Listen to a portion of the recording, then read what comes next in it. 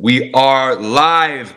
Welcome, friends, to the Collector Series. I have with me Tim from SlabStrong. He is joining the show. Thanks for jumping on. Are you ready for this? Oh, I'm excited. I was literally woke up ready. Yeah. Been up since 6 a.m. pacing for this interview. and he put his hat on, so he's all set. You know, he's ready to represent his brand, which is SlabStrong, which is a really, really, really cool product. But this guy's got his own trading card, man. I think I'm just gonna be chasing, like they like to say in baseball, we're always chasing runners, right? Don't chase the runners, but we're chasing Tim now with his own card. Are you gonna grade that thing, man? You gonna try to get it? You try to gem that card? Yeah, I've had a lot of companies support me for when I went to market with my product, and I made a lot of good friends. So I have it at it's going to be going to PSA, Beckett, SGC, CSG, HGA, my guys, Elite, Tag. I'm definitely forgetting people. Oh, ISA, my guy Kuntz. And DCI, those guys have been supporting me from the beginning. So I'm going to have it probably in like 10 to 15 grading company slabs. Cool. That's actually a really cool idea. Like, way to support all your people, but then have your cards sitting in all the holders and see which one gems, right? I mean, you throw it in there and see who gems out. Yeah, there's an SGC 10 on eBay right now. It's not someone that I own, but someone already has a 10 SGC of Tim McHenry. But the cool part about it is Major League Baseball made them airbrush my logo off. So on the card, it's just a big hat, right? So there's no logo. So I'm not happy about it, but at the same time, like I'm on a card, so I can't really complain. But so what I've been doing is I've been signing all the ones that have gone to the grading company as a one of one, and I've been writing whatever grading company on the hat in a silver marker. So it's just like special, unique to them. A lot of those guys are supporting me and my friends, so like kind of like a shout out to them. So you'll see a bunch. I'm not going to sell any of them. I mean, unless it gets big, but yeah, we'll see. There's going to be a lot of grading companies, but I've been having a lot of fun signing the cards and like drawing stuff on the hat, so everything's a one of one. That's really cool. So give me the backstory on that, if you don't mind, if that's something you're willing to share. Like, how did that all come about? Yeah, so I've really, throughout this 2.5 years of this journey, have really networking is the way to go, right? Like the product has to be good. I assume people like me, but the networking I did was what led me there. So I I met a few guys at Fanatics that knew who I was from my product, right? And then as time go forward, my buddy Show You Slabs, we have the same connections and everything. So I'm actually getting married. I mean, I did get married on October 1st. That was the same weekend as the industry summit in Vegas. So my guy Corey from Show You Slabs went to Vegas while I was getting married, and there was I won't tell you who at Fanatics, but someone at Fanatics was like, "Hey, we're thinking about doing like this influencer series." And Corey, without a beat, said, "Hey, you got to have Tim and his big hat on there," and that just started the motion of the guy agreed, got right away on the phone, emailed the guy at Topps and was like, "You got to have Tim on." 2 days later, I got a Zoom call from the guy at Fanatics, and he told me all about it. That was my guy Corey at Show You Slabs threw that idea at them, and they went for it. So very cool. And who was the first person to pull your card? Did you get someone to send it to you, or did you rip some pack to find it? So I only know one person that I know that pulled my card. His name is Brandon Dixon. He goes by Rip Valley, aka 12th Man Breaks out in Phoenix. He did a break and pulled my card, and I actually know him. He's a friend of mine, awesome person. I have not pulled my card yet. I do not have a pack pulled card yet. Like the card I just showed you, Topps sent me friends and family samples. So they sent me samples of my Oh, card so I could have one.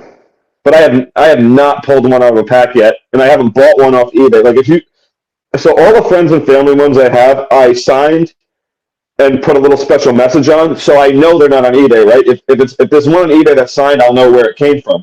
But yeah, I haven't bought one on eBay. I tried to buy a few, but I got outbid, and I felt a little narcissistic betting, like paying for myself. Um, yeah, I still do not have one like out of a pack, right, and right, it's right. killing me. I'm gonna get one, but I'll probably pay like I think right now they're like $20. So Yeah, yeah. It's still pretty cool, man. You gotta love that. So let's back it up. Let's start from the very beginning. You and I are yeah, offline. We're talking about, both of us share a friend in Joey Peapod, Joey LaGruca. I'm gonna call him the Godfather. He doesn't know that, but I'm yeah. gonna start referring to him as the Godfather because he's the guy. And you guys are both, well. He lives in Rhode Island now. You were born and raised Rhode Island guy, and I think where was he born? He comes up from Southern I Massachusetts, think right? yeah, I think so. I believe so, but yeah, he's New Englander Yeah, either way. he's in New England there. Yeah, you guys are all new. Oh yeah, so tell me about your story. You started at the very beginning. The reason we bring up Joe is because he said you knew him at the very beginning. He saw you at the beginning. So talk to me about the beginning. How did you get to where you're at right now? What was your journey like? Something that I thought was going to be terrible. Like, minus the fact, I always say this, like, if anyone out there, you had a family member pass away or someone got really sick during the pandemic, it's a separate thing, right? What happened for me was the pandemic just happened to be the best thing that could have happened. I got furloughed and then let go permanently from my position. I've been a restaurant manager my whole life. I kind of was doing the 9 to 5 thing, or 9 to 9 thing, technically at a restaurant, and I don't know if I saw a way out of that, right? But I always thought I wanted to do something, which probably was that culminating in being depressed at work and just not being happy, right? Just there had to be something else out there.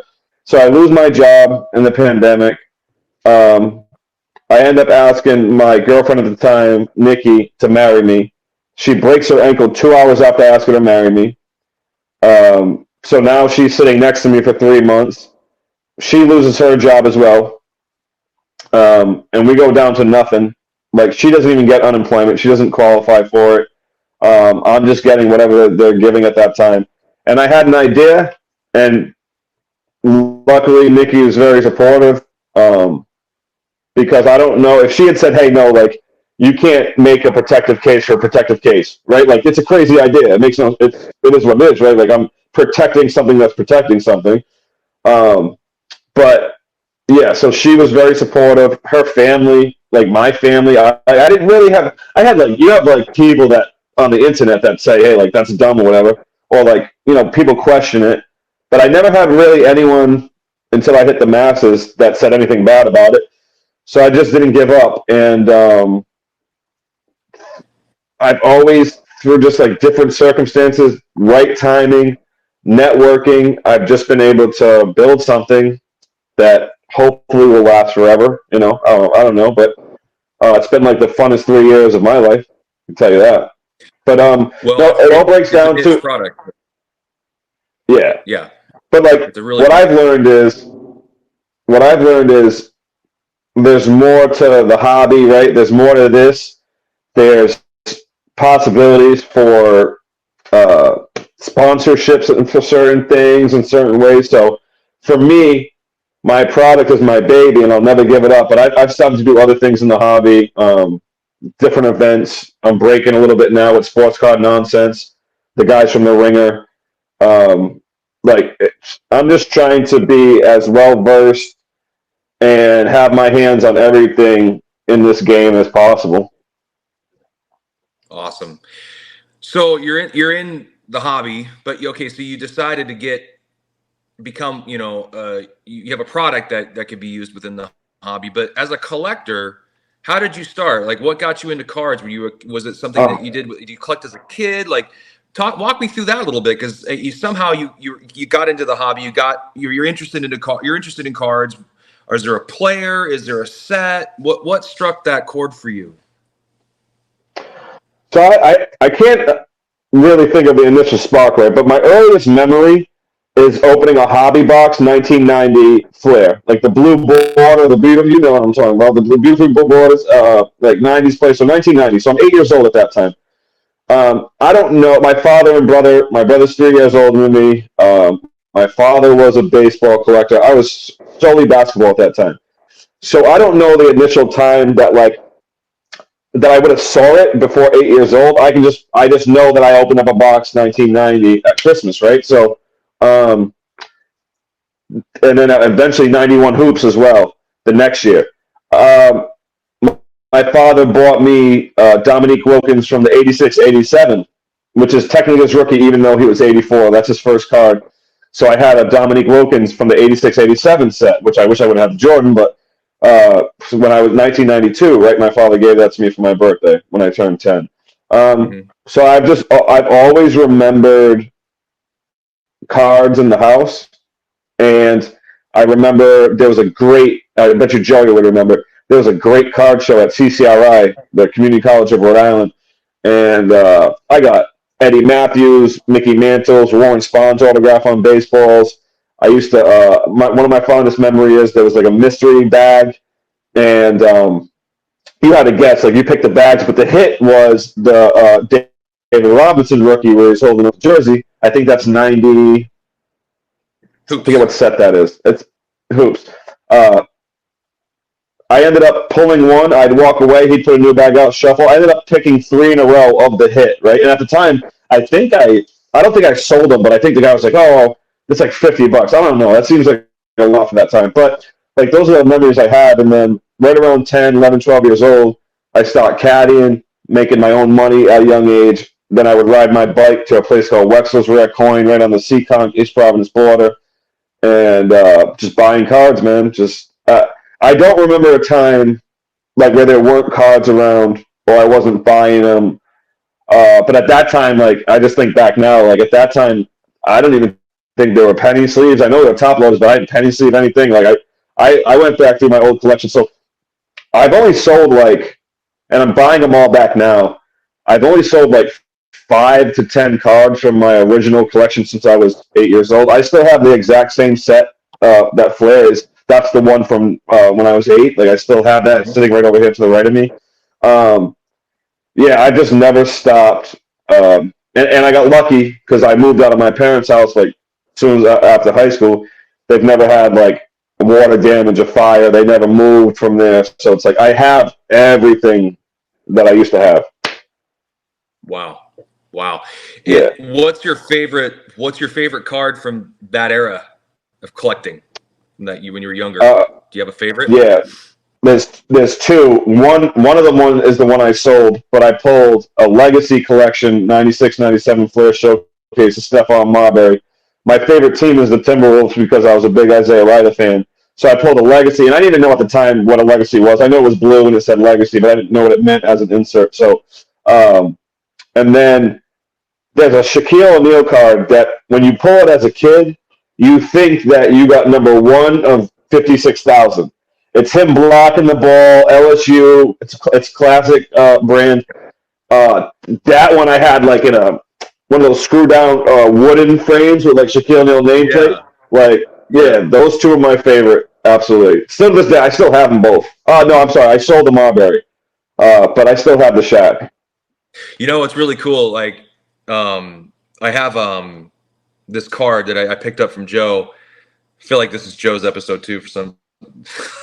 I got this card. It's all good. He's the man. I know. We have this. You talk about the plaque with the name underneath it. Well, see, there's a set in 1997. It's called 1997 Score Stand and Deliver. It was a baseball set, and they had this redemption of 25 cards. And there's 25 of all 25 cards, and you basically send in the redemption, and you'd get this plaque back that's like, and it had all the cards in it, and they were gold with the red says Stand and Deliver, and it says red, and they had this sort of a sheen to it, and they're gold, and they had them all in those little plaques, like, you know, and you get this big plaque with them all in those little like plastic screw down, you know, and there's none. There's like 2 of them that have been graded from PSA, and I don't even know how many raw ones are out there. I mean, they're basically ghosts. Like, yeah, that's what he likes to say, ghosts, cards that are ghosts. You never see them. And I got one of him. I got the highest PSA 9 from him. But the reason they're it's funny because even these little things, like these little small nuances, make things collectible from back then, because the cards were shipped out only in those plaques, and the way they were put into the plaques means there's certain, some of the corners, and talk about not being protected. They're condition sensitive because they were put in there, and you had to pull them out of there and then grade them. And how many people actually redeem them? Another thing you learn about with redemptions, which makes cards in the 90s, especially in the 90s, since we're both, you're 40, I'm 42, we grew up at the same time. Those cards in the 90s that are really popular, the ones that were redemptions are actually even more sought after, because not everybody redeemed every copy, right? It is what it is. And some of these companies are defunct. So you like Score. Yep. So you're basically, whatever's out there is out there, and that's it. And if you have wax, it doesn't matter because you're not going to get that card. But it's cool how there's so many of those people. You see it on like Marketplace.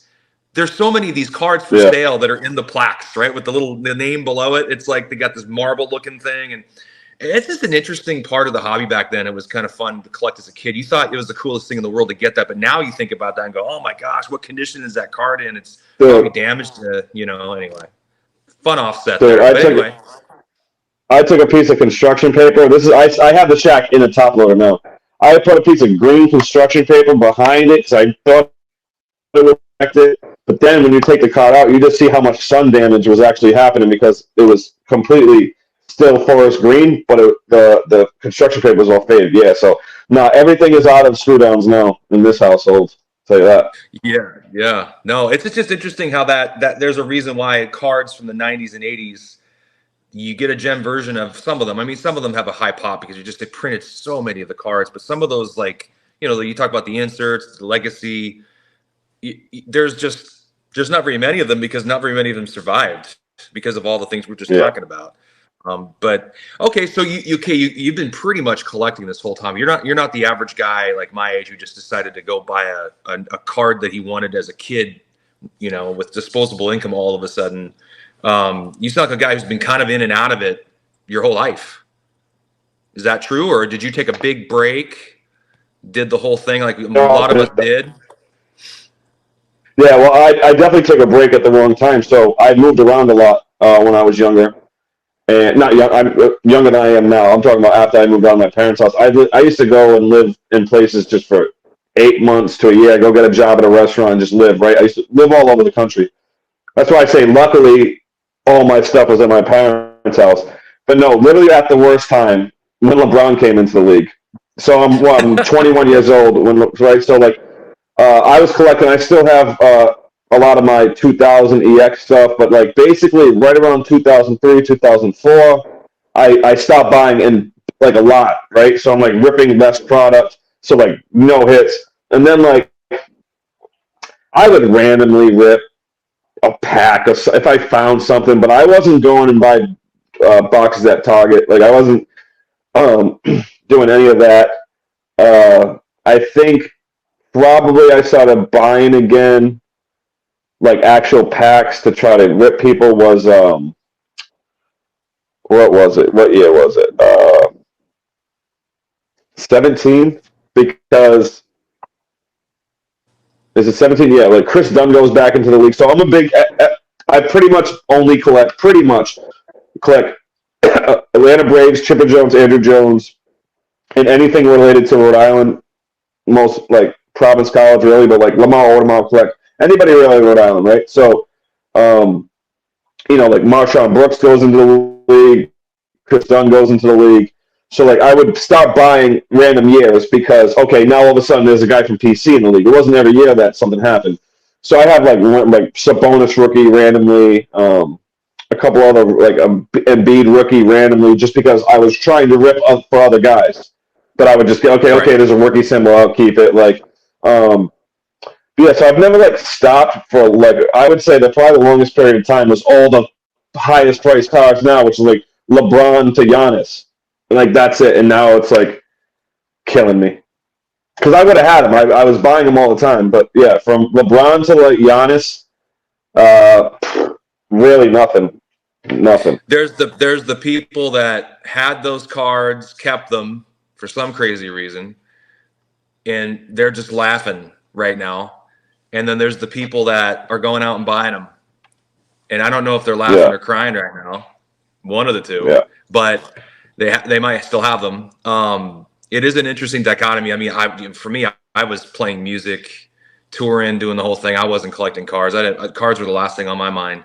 I'm like you. I think, oh gosh, if I was thinking about it, why didn't I stop and go buy some cards? Why didn't I, when I was in high school? Walked right past them in Target. Walked right past them in Target and Walmart. The Luca years. I just wasn't, just wasn't collecting that year because there was no people. But you didn't think about it, man. And you weren't thinking about it. You're thinking about all kinds of other things. You weren't thinking about cards. I'm thinking about high school. I'm like, look, some of these cards and the kind of money you have to pay to get some of these cards. Like, I was 15, I was 16, I was 17, man. I was not thinking about cards. I mean, I was still watching Griffey. I was still big fan. I was into it.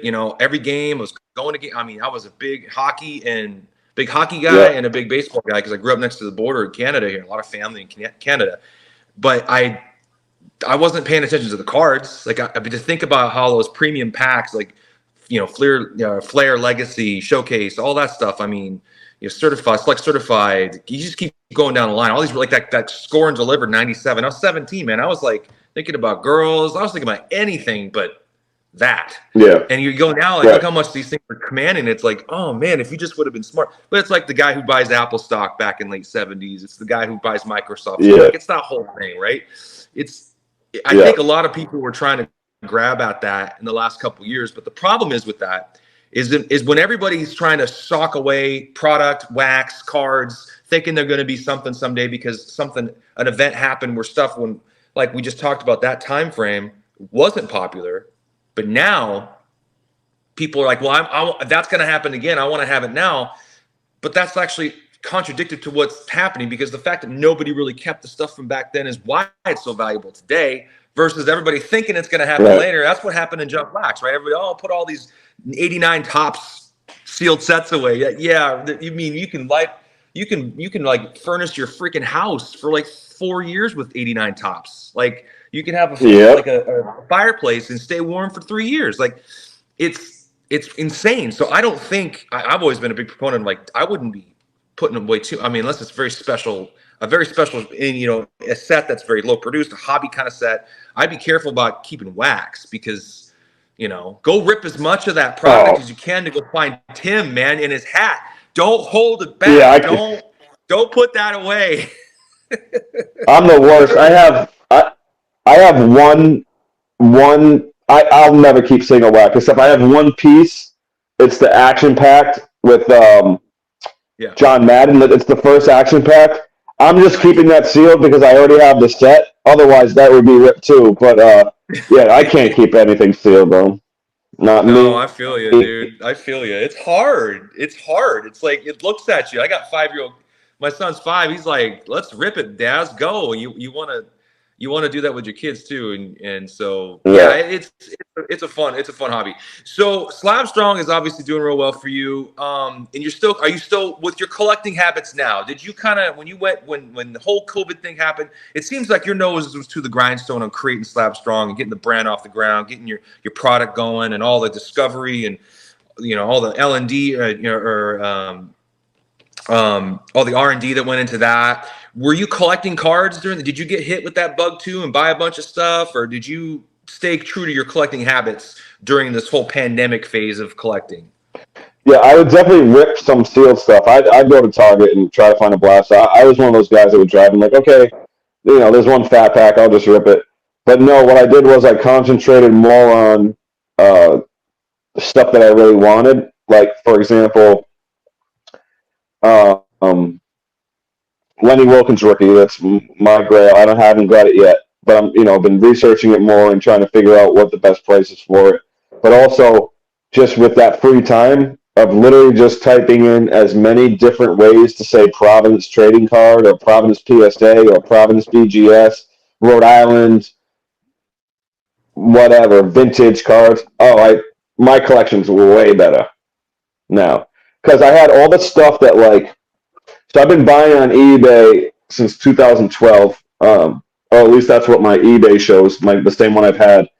And I just don't think back then I was thinking like I would concentrate on one guy, right? But then it's like, okay, well, wait a minute.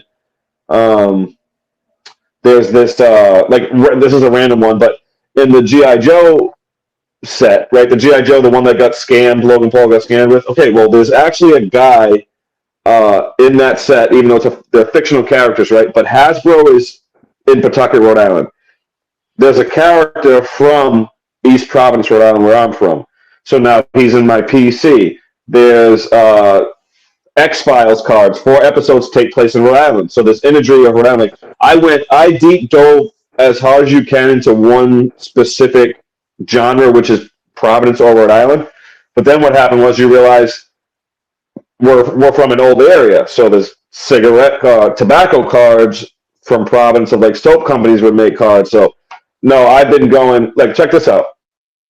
I deep dove into all the space type stuff. So I deep dove in, it's called Space Shots. It's from 1990 of all the planets. And I got that on my wall. Like, I deep dove into all the stuff that I enjoy to collect and then tried to get all the best stuff from it. Luckily, because I'm from Rhode Island, the best stuff from Rhode Island is like $1.50 and maybe a few packs of envelopes. Like, it doesn't cost that much, but no, I went way too deep down the rabbit hole of Rhode Island stuff. You're passionate, man, about where you're from, man. I think that's really cool. I mean, all of us kind of have we put our stake in the ground, where we're from, and I kind of feel like over here I'm kind of alone up in the northwest corner of the country, and you probably feel similarly. You got Joe over there, but you probably feel a bit similar being in Rhode Island. Now, are you in Rhode Island now, or you live somewhere differently now? No, 2 months ago, I got an opportunity to work for work with Sports Card Nonsense in an app called Card Shop Live, and so I moved down to Nashville, Tennessee. Nice. But as you can see by my walls, I went full Rhode Island on them down here too, and now I'm making my accent even hotter now. I'm gonna show them how to do it down here in Tennessee. I'll never give up. As soon as you hear, if you ever say to me, hey Tim, you're getting a little country. Oh, that's it. Right back to Rhode Island. Between talking to you and Joe today, because I was telling Tim I have Joe on later today. I'm doing an episode, and I talk to him often. I mean, between you two, man, I'm going to be having a slight accent by the end of the day, listening to you guys talk for the last, I don't know how much time I'm going to be spending with you guys. But no, I love it. I think it's great. We didn't talk much about that until I got a couple of the cards he sold to me, and then it said Pawtucket on it. And I'm like, oh, okay. But so sports talk. Okay, talk to me about what you're doing with Sports Card Nonsense. That's kind of cool. Let's talk about that. Yeah. So just another right place at the right time. Mike Giuseppe, Gio, as everyone knows him, and Jesse, the sports boy. They have a podcast. They got discovered on TikTok. They're on the Ringer now, working with Bill Simmons. He's actually from Massachusetts. Oh, it looks like I lost him. Uh-oh. Where'd he go? All right, folks. We'll wait till he jumps back on, but I'll fill up some time here since we're still rolling. We lost him. He's given us a background on him and Sports Card Nonsense. We actually had Gio on this show. He's a friend of the show.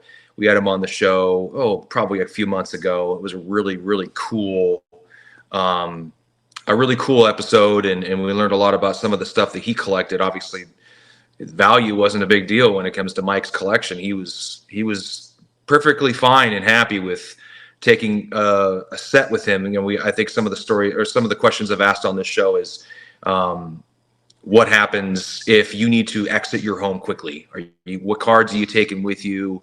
What matters to you the most in your collection, which is not necessarily the most expensive, most valuable card. It is something that matters to you. And I remember Mike Gio commenting on a set that he had. It wasn't nearly as valuable as some of the other cards that he'd mentioned, but it's something that mattered to him and it meant something to him. And so he would have made sure to grab that. Really cool story. Hopefully we can get Tim back on here to finish it off and then maybe ask him that same question. I would have to imagine it'll be something to do with Providence, Rhode Island, or East Providence, Rhode Island, or something with Rhode Island, because this guy's just loves where he's from, which is really cool. I can completely understand that, and it's been a really cool episode. Still don't see him coming back here. I'm not really sure what happened, but again, I think what's cool about these episodes, and I hope you guys are seeing it too, is that, you know, being a collector and collecting cards is, oh, here, I think he's coming back here, is really neat. And I'll add him to the stream. Looks like he's going to come back here. But collecting and the story behind collecting is so important. And that's what I love to capture on these episodes. We talk about the hobby and different things like that. But we also talk about collecting and the journey and why we like cards and the importance of having. It's important to have a reason and have like what is it? Why do you collect cards? Who's the player? You know, why are you passionate about doing it? Because a lot of us are, you know, I think this whole audience is, we're all in that same, we're middle-aged men, mostly. A lot of wonderful women that are actually filling this hobby, which I cannot wait to see more. I've got 3 young girls. I'd love to see more women come into this hobby and continue to build it. But, there's a reason why we do it, and what is that reason? Is that reason because we remember collecting as a kid? Is it because we love sports and we want to follow sports in a different way? Maybe it's prospecting baseball cards, it's collecting basketball cards, prospecting on basketball and football. Who knows what it can be, but we got him coming back here now. But that's what the whole point of this is to kind of uncover those and have those conversations with hobbyists and collectors just as Tim. Tim, we lost you. I had to go solo, which is not something I normally do, but it had to be me. Professional here. Had to be me. Good. It's all good, man. It's all good. First of all, I made the best joke I ever made when I went live. I also made the best point I've ever made, and it's lost forever in the ether. It's lost forever. So you were talking about Geo and how you right place, right time. Yeah. You got linked up with those guys. Talk to me about that. Yeah. So I think a lot of I just dropped a bunch of cards. I think a lot of what's happening in the industry now, I mean, you see it with Fanatics, right? They're buying up a bunch of the small companies. So I got the opportunity to do some breaking, make extra money there, but also just expand my brand, right? So, yeah, I absolutely have the protective cases, but I've always wanted to be just someone that can be well-versed in everything. So, yeah, he gave me the opportunity, so I'm breaking with Sports Card Nonsense now. He moved me down to Tennessee. I'm working with Card Shop Live, which is the app that he has helped found. So yeah, I'm just taking this opportunity. It's still new. Been here like 2 months. The breaking has been going well. Been going to a lot of shows. But yeah, it's just someone Geo recognized I was doing something right, and he's given me an opportunity to expand myself and my brand. Very cool stuff. Well, since our technology is not being our friend today, I figured let's try to end this on a cool note. I want to give you where can people find your product, SlabStrong product? Point us in the right direction here, my friend. Yeah, so it's probably the 3 easiest ways are SlabStrong.com. So SlabStrong, SlabStrong.com. Instagram, Slab_strong. I also have SlabStrong as a business page, but if you want to reach me directly, I take orders from there. And then if you see an idiot wearing a big hat walking around a card show, that's me. I have them all the time. Yeah, even if I don't have a table at a card show, if you see me around, I have SlabStrongs in my backpack or whatever, or even sometimes hidden under the hat. There's a lot of room in there. But yeah, those are the 3 ways. Like, come see me at a show. I'm at a lot of shows. You should be able to recognize me with the hat. SlabStrong.com, and reach out to me on Instagram, Slab_strong. Any questions, any orders, anything like that, any complaints, reach out to me. I'm an open book. Got it. Well, before we let you go, I'm going to ask you one question. I've asked it a lot of times on the show, and when you fell off, I was mentioning how we want to get to an opportunity to ask. Since we got you back, we want to have an opportunity to ask you this question. You have to just do two cards or 2 items, 2 collectibles. You have to exit your home quickly. What are you taking with you? 2. We're not talking about my cats and my wife, right? Like 2 collectibles. Everybody is safe. Yeah, no, I'll prerequisite everything. Everybody's safe and out. That the most important things in life, right? All those important things in life are safe. What do you, from a collectible standpoint, you got to snag it. What are you taking? I'm taking my own card. But I mean, I can't let those get damaged. So I'm taking my own card, and I only have like 50 left. So I'm taking all 50 and counting that as 1. And something that I'm working on non-sport wise is Gargoyles was my favorite cartoon as a kid. They came out with a card set in 1996. I'm trying to get a PSA 10 of one of the inserts. I've got a 9 so far, so I'd have to take that 9 because it's the highest grade I have in it yet. There you go, folks. Now you know what Tim's going to grab, what matters most to him when it comes to his collectibles. Friends, thanks for joining us for another episode of the Collector Series. And we want to thank Dustin, the Sports Card Dad channel, for allowing us to kind of hang out here on his channel. And I want to thank Tim for jumping on and sharing a little bit of his story. The SlabStrong product is an amazing product. Go check it out. It's a great way to protect those cards, all those chips and all that stuff. I mean, it's just great to have that. That's where the damage happens. It's on the corners and along the edges. So great way to protect your investments, your cards, because it's a pain in the tail to get those things reslabbed. And you got to have the card out of your hands again. And, so it's kind of nice to protect them. Thank you for what you're doing for the hobby, Tim. We love your card. Go find his card. Go break some of that product. That's a really fun and cool story. This is a guy who wasn't asking for it. He's not pining for the attention. He's just kind of there. I am now, though. I am now, by the way. Okay. Well, real quickly, I've been told that I'm going to Hollywood.